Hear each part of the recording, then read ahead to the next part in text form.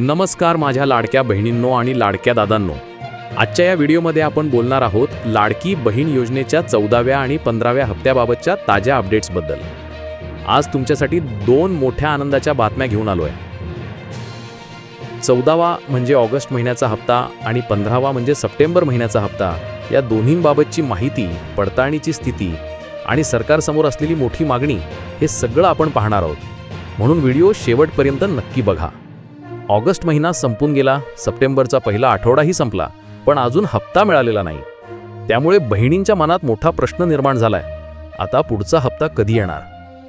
अनेक बहिणींची मागणी आहे की 14वा आणि 15वा हप्ता मिळून म्हणजे 3000 रुपये अकाउंटमध्ये एकत्र यायला हवेत. कारण एका महिन्याचा हप्ता थांबलाय, त्यामुळे 2 महिन्यांचा एकत्र दिल्यासच दिलासा मिळेल. सरकारला सातत्याने विनंती केली जाते की 3000 रुपयांचा GR काढावा. उपमुख्यमंत्री एकनाथ शिंदे साहेबांनी 6 सप्टेंबर रोजी घोषणा केली. लाडकी बहीण योजनेतील अनेक ताई अपात्र ठरवल्या गेल्या होत्या. जवळपास 26 लाख ताई अपात्र ठरवल्या गेल्यामुळे मोठा वाद निर्माण झाला होता. सरकारवर सतत टीका होत होती, एवढ्या बहिणींना योजनेतून बाहेर कसं काढलं. यावर आता सरकारचा महत्त्वाचा निर्णय आलाय. महिला व बालकल्याण विभागाकडून अपात्र लाभार्थ्यांची फेरपडताळणी होणार आहे. म्हणजे ज्यांना 12वा 13वा हप्ता मिळाला नाही किंवा ज्यांचे पैसे थांबले होते त्यांना आता संधी मिळणार आहे. पडताळणी पूर्ण झाल्यावर त्यांचे हप्ते परत सुरू होऊ शकतात. त्यामुळे ज्यांच्या मनात शंका होती त्या बहिणींना आता दिलासा मिळणार आहे. मागील महिनाभर सातत्याने ही मागणी होत आहे की ऑगस्ट प्लस सप्टेंबर बरोबर 3000 रुपये एकत्र द्यावेत. सरकारला यासाठी दबाव टाकला जातो आहे. वेगवेगळ्या वृत्तपत्रांतही या मागणीबाबत बातम्या आल्या आहेत.